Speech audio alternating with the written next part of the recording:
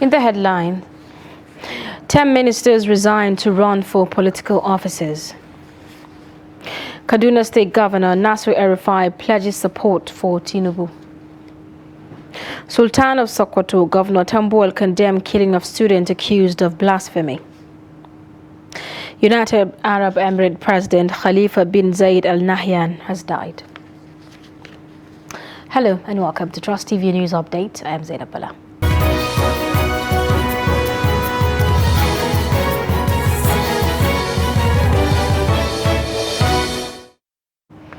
Hello and welcome. 10 ministers have resigned to run for political offices following a directive from President Muhammadu Buhari at the last Federal Executive Council meeting. The Minister of Information and Culture announced this Friday while briefing State House reporters after a valedictory session held at the Presidential Villa in Abuja on Friday. They tendered resignation letters in compliance with a circular issued by Boss Mustafa, Secretary to the Government of the Federation, asking political appointees seeking to contest the 2023 elections to resign.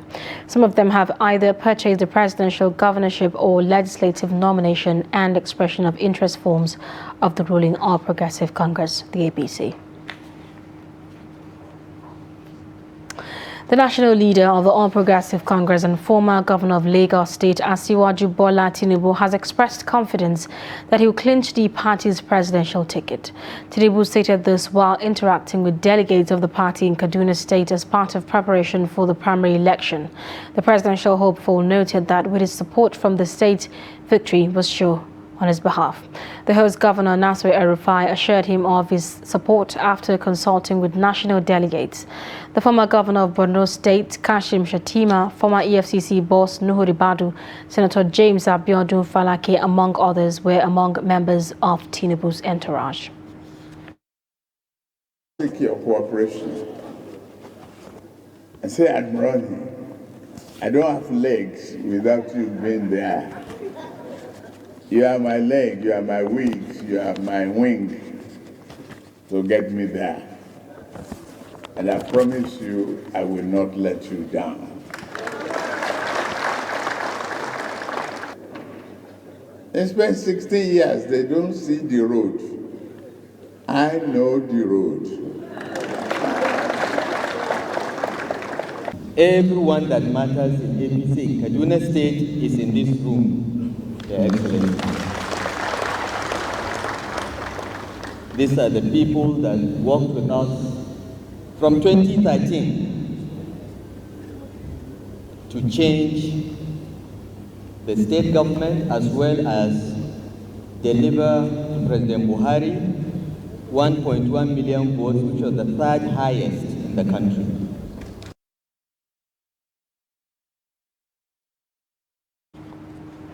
The coalition of northern groups has accused the Igbo Elders Consultative Forum and other groups clamoring for a presidency of Igbo extraction of unpatriotic and anti-nationalist activities. Spokesperson of the coalition, Abdul Aziz Suleiman, who made the allegation during a press conference in Abuja, also called for the arrest and prosecution of IECF members led by former Anambra Governor Chukwuemeka Ezefe for threatening the nation, its institutions and people. Abdul Aziz added that the recent warning by the IECF that any attempt to deny the southeast zone of the presidency in 2023 would rupture Nigeria's corporate existence exhibits desperation on the part of the southeast leaders, whom he said should not be allowed to produce the president come 2023. Assets have escalated unchallenged across southeast communities. Igbo elders openly threatened to take unfriendly action against Igbos who are secretly or openly working against the political interests of the southeast region, and its ambition to produce an Igbo aspirant in 2023, and even promised to place a curse on any Igbo politician that accepts to be running mate to any candidate that may emerge from the north. The Igbo resort to long practice tactics in the form of attacks on northerners and against agents and symbols of the federal government of Nigeria in the southeast have deepened the fears that the Igbo cannot and should never be trusted with presidential power and rendered their renewed desperation for Igbo presidency suspect.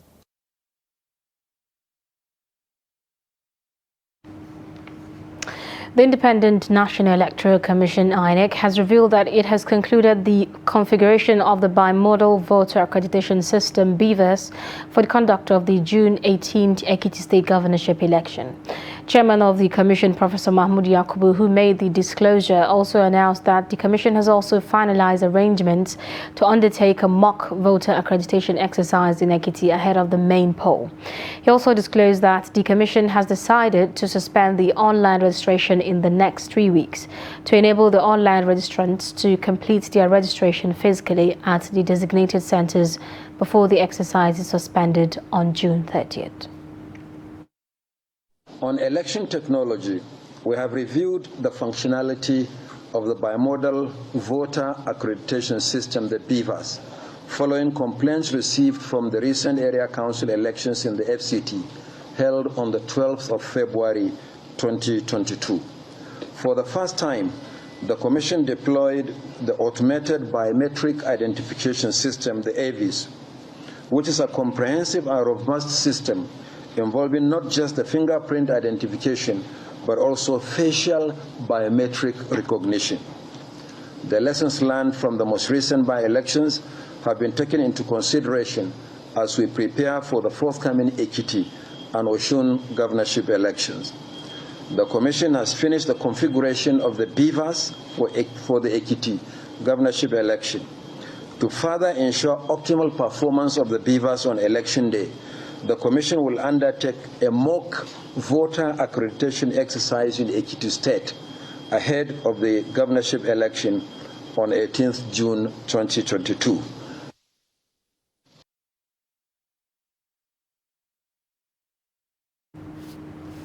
INEC resident electoral commissioner in Zamfara State, Professor Saidu Babura, has appealed to relevant stakeholders to sensitize eligible persons who have not registered to do so to enable them participate in the 2023 general election. Saidu made the appeal while briefing journalists in Gusau, the Zamfara State capital, on the sidelines of the ongoing continuous voters registration in the state. He hinted that over 341,000 had registered online, while over 69,000 had completed their online registration. The report.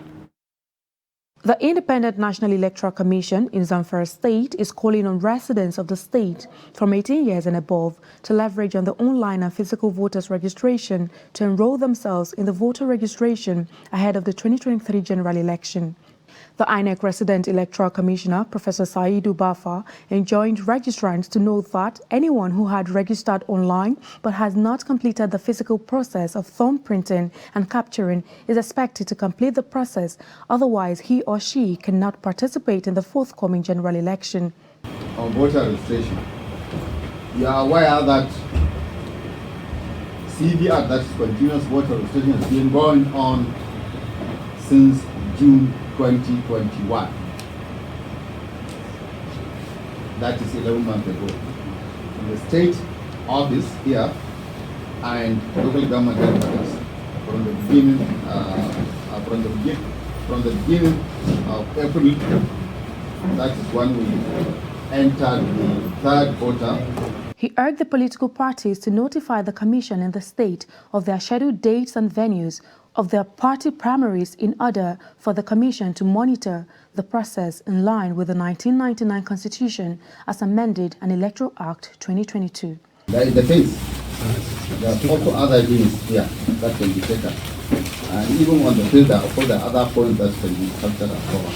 So we physically challenge us to also register and the same thing also during elections. We would make a special provision for that. The Zamfara INEC revealed that no sensitive electoral materials were burned in the fire incident that razed the INEC office in Kaura Namoda local government area of the state recently, even though the entire building was substantially burned. The Sultanate Council in Sokoto has condemned the killing of a female student at the Shehu Shagari College of Education. According to the police, Deborah Samuel, a level 2 student, was accused of making a social media post that blasphemed Prophet Muhammad. The police said the students forcefully removed the victim from the security room where she was hiding, but the school authorities killed her and burnt the building. Videos on social media show men stoning and flogging a motionless body draped in red attire. Some footage also captured a raging fire as a man faced the camera, claiming that he killed and burnt her and brandishing a matchbox. Reacting to the statement, the state governor Aminu Tambol condemned the act, saying those behind it must face justice. Everything is being done by the security agencies to fish out those that are behind this dastardly act, and they will be accordingly prosecuted as provided by law. Let me further appeal to our citizens that we must not develop or imbibe the habit of taking law onto our hands. It is important that whenever and if there is any issue that one or some people are not comfortable with, they report such to constituted authority.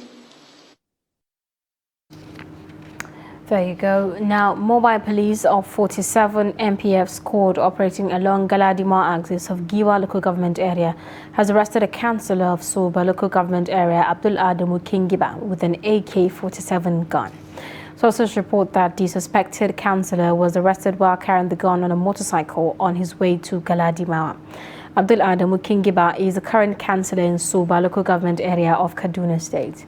According to a vigilante member in the area, the suspected Abdul Kingiba said the gun was given to him by somebody he could not remember to deliver to another person he says he did not know his name. Now, in a telephone interview, the council chairman Soba local government area, engineer Suleiman Yahaya, confirmed that the suspect is the current councillor representing Kingiba ward. Police authorities are reported to have taken the suspect to the Kaduna State Police Command for further interrogation. To be honest, I don't know who I'm supposed to deliver it to. I don't even know his name. I was only told when I get to Galadima Junction, there's a bridge where I will stop and someone will pick it up from there.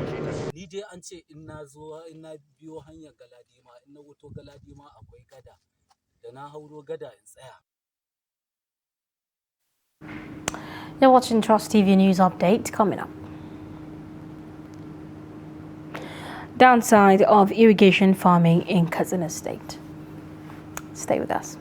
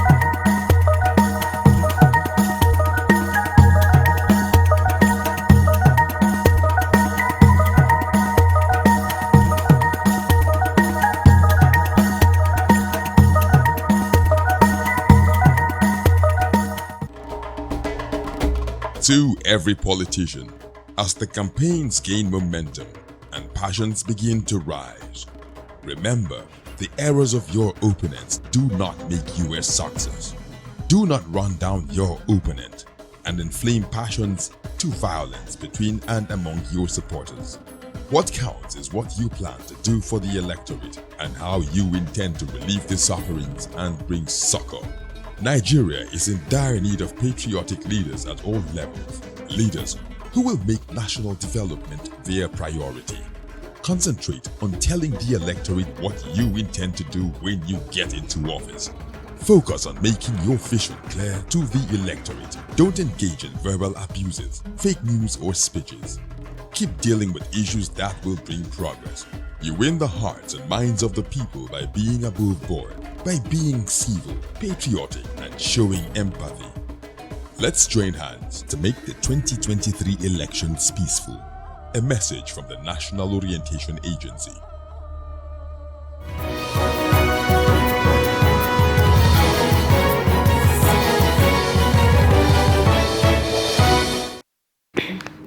Welcome back. If you are just joining us, this is Trust TV News Update, our top stories.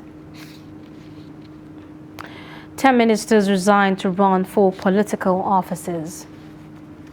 Kaduna State Governor Nasir El-Rufai pledged support for Tinubu.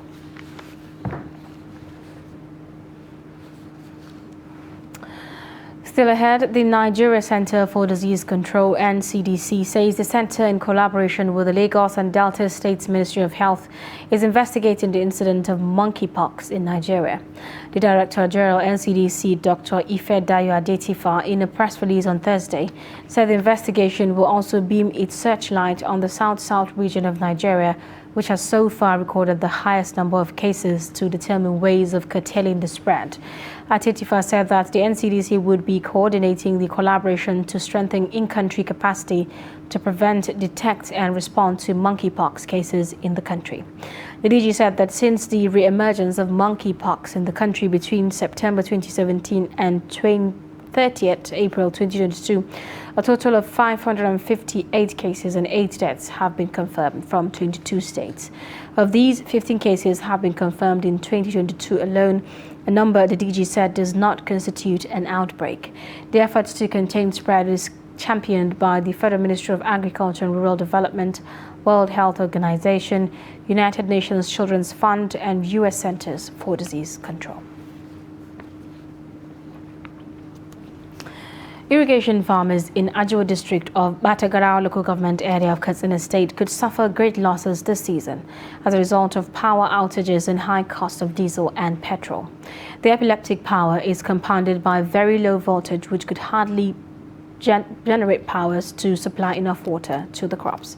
Abdullahi Yamadi visited some irrigation sites at Ajo Dam and now reports. Farmers here have planted crops such as wheat, rice, tomatoes, pepper, and other vegetables with high hopes of a bumper harvest.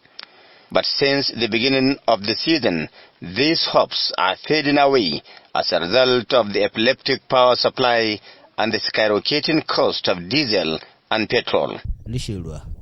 We have incurred heavy losses because of the shortage of water. There is no diesel to power our generators to supply water to crops, which have now dried off. Farming at Ajo Dam is a year-round activity, a situation that guarantees food security, employment generation, and self-reliance. But these power interruptions are technically sacking majority of the farmers from their farms and businesses. I have lost a lot. Crops worth millions of naira have dried off. Rice, wheat, and tomatoes have dried off. I lost cassava worth about 3 million naira. In fact, we lost crops worth 20 million naira.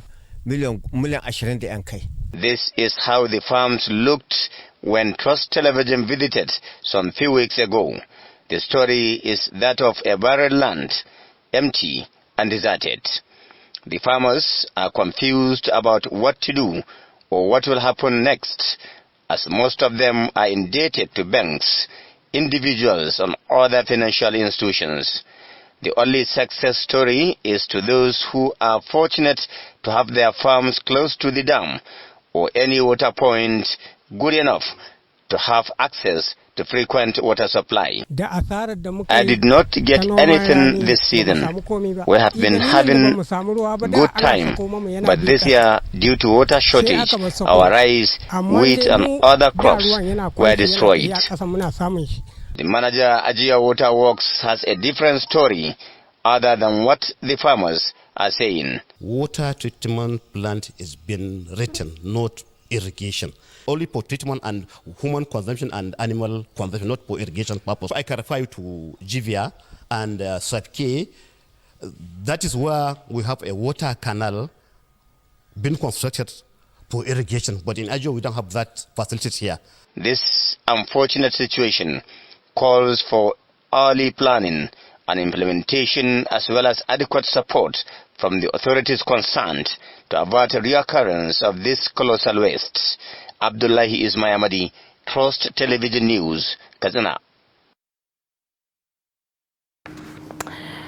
Ilorin, the Kwara State capital, is now to have 5 new urban expansion and satellite areas as part of its new 20 years master plan.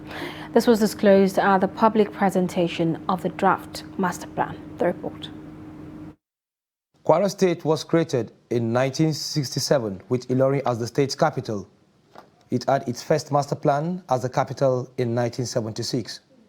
The master plan expired 21 years ago, and the population of Ilorin keeps growing without commensurate planning. This explains why a new master plan to reposition the capital city for the next 21 years is now being finalized. At a public presentation to the draft, Governor Abdurrahman Abdulrazak says the master plan, is necessary to drive physical development. The role of the master plan is sustainable. In sustainable development cannot be overemphasized. It's what dictates the pattern of fiscal development in any society with serious consequences for sustainable living. In the draft master plan, Ilorin, the capital city, is expected to have 5 new urban expansion and satellite areas in order to decongest the metropolis. This can only happen with the provision of necessary infrastructural facilities in the proposed satellite towns. Since that time, we've discussed with the technical committee, and they recommended that we use a hybrid approach, a mixture between the satellite nodes and asymmetric expansion, some growth attached to the city and other growth outside in satellites. The Ilorin Master Plan has been designed to improve the standard of living of the populace and make the city a tourist destination by making it more attractive to both local and foreign investors. The new Ilorin Master Plan is expected to take care of the land use, transportation, solid waste management, power and economy, as well as other social infrastructure. And in a very sad note, President Khalifa bin Zayed Al Nahyan of United Arab Emirates is dead. The state news agency WAM reported this on Friday morning. Commenting on the tragic news, Abu Dhabi Crown Prince Mohammed bin Zayed Al Nahyan said UAE lost a righteous son and leader. The ministry announced 40 days of mourning with flags at half-mast from Friday, with work suspended in the public and private sector for the first 3 days. Sheikh Khalifa took over as the UAE's second president in November 2004. He succeeded his father as the 16th ruler of Abu Dhabi. And in sports, action continues in the semi-finals of tennis championship taking place at MK Abiola Stadium as tennis players vie for honors. Adeni Ajishafe has more. Semi-finalists have emerged in 2022 tennis championship played at MK Abiola Stadium on Thursday. In the men's singles quarter-final result, Henry Acheye edged O2 John 4-6, 6-3.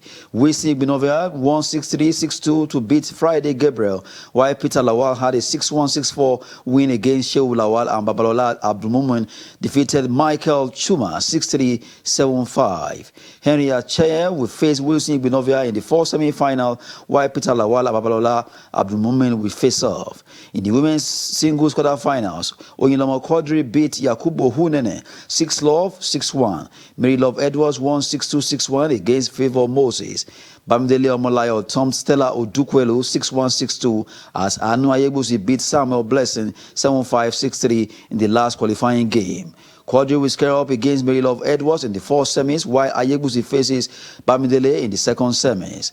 Mary Love Edwards says she's happy to qualify for the semi-finals and also hope to get to the finals. Very pleased with the way I played. I mean, definitely expecting more from myself to play better tennis.